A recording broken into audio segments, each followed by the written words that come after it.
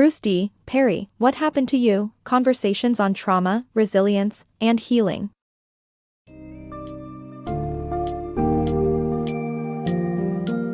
In What Happened to You? Conversations on Trauma, Resilience, and Healing, Dr. BruceDPerry delves into how childhood trauma shapes our brains and subsequently affects our lives.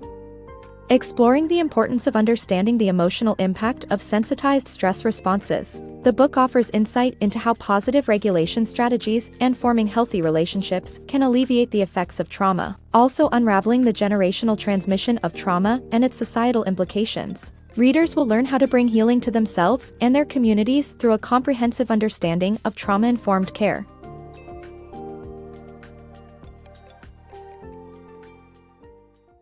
Our childhood shapes us.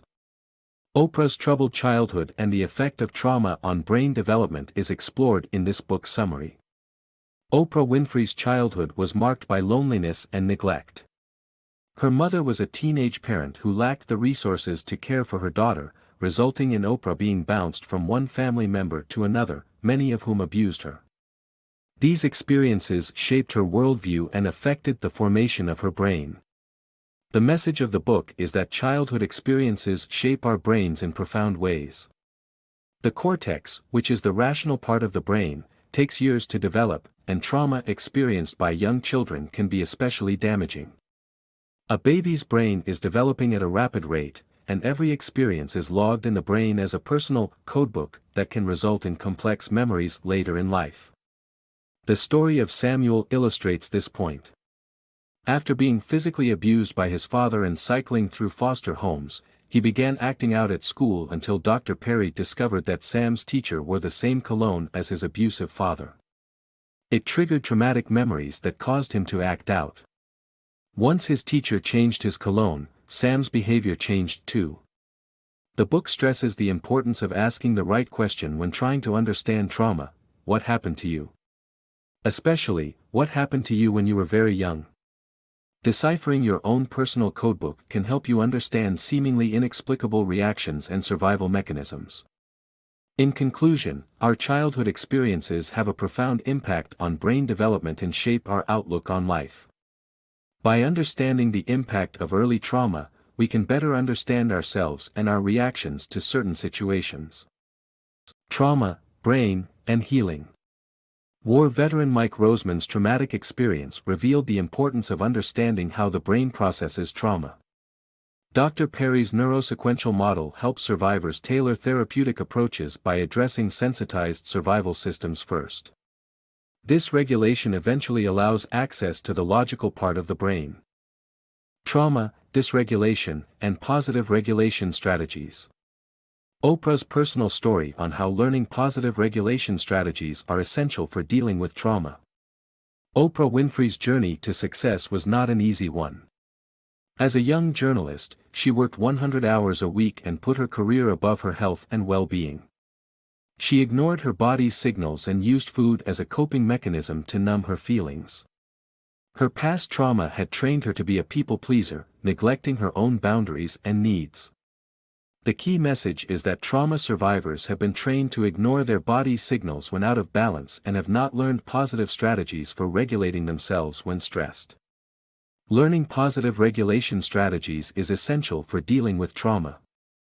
Dr. Perry explains that everyone has an inbuilt self-regulation system made up of core regulatory networks, CRNs, designed to keep us in balance. These networks form a tree of regulation, comprising stress responses, relationships, and connections, and reward circuits. When caregivers meet a child's basic needs with tenderness and care, the child's CRNs grow resilient, and the child acquires vital tools for regulating themselves as they grow up. However, if caregivers are inconsistent or abusive, a child's tree of regulation becomes dysregulated.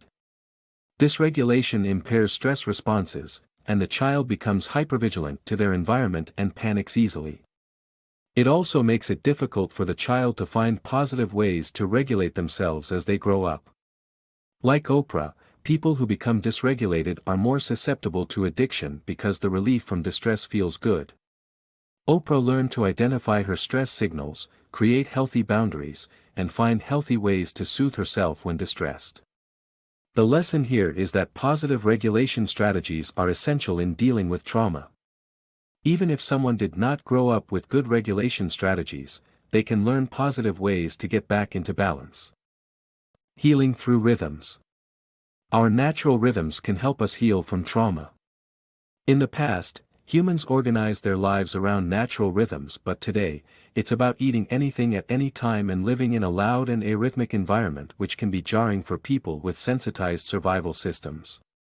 Oprah Winfrey struggled with sensitized survival systems due to her violent past and had trouble sleeping. She overcomes it by calming her brain and getting back in touch with her own natural rhythms.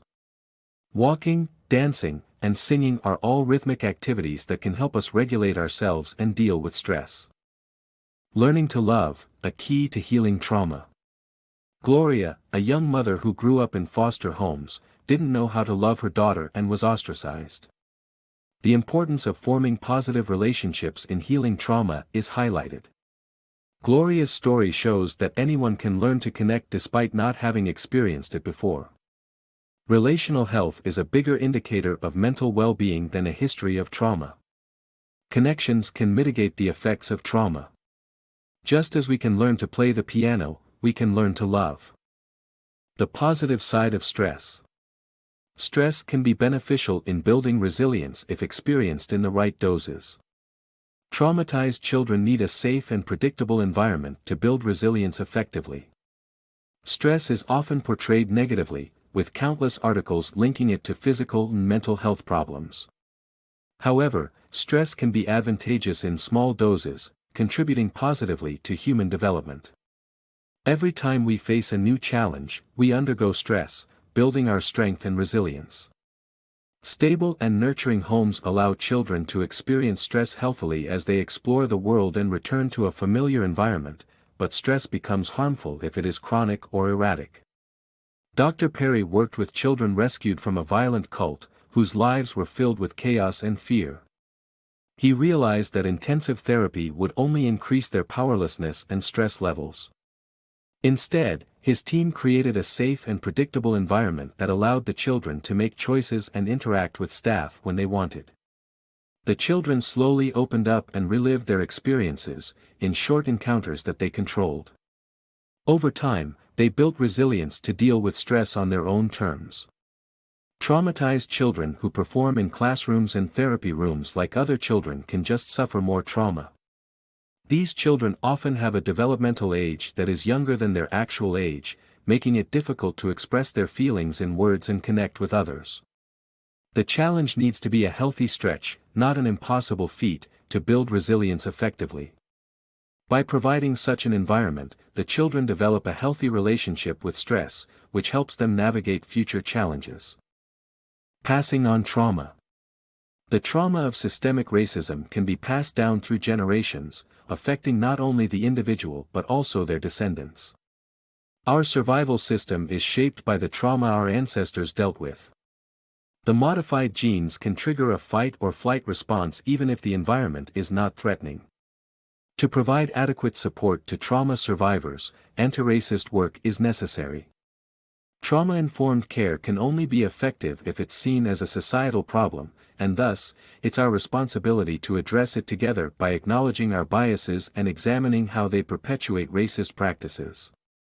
Overcoming trauma with community support. Almost half of American children have experienced trauma, leading to sensitized stress responses that can result in violent or intolerant behavior. Trauma survivors need long-term support from both providers and communities, as trauma always leaves a scar. Oprah's own journey highlights the need for community support, creating trauma-informed communities where individuals can draw post-traumatic wisdom from their experiences.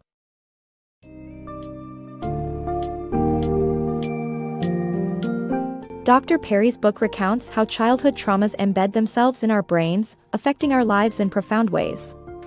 By exploring the influence of trauma on our stress responses, the importance of positive regulation strategies, the power of relationships in healing, and the generational transmission of trauma, the book empowers readers with the tools they need to better understand and heal from their own experiences. With trauma as a shared societal problem, healing depends on support from communities and trauma-informed care across all aspects of life.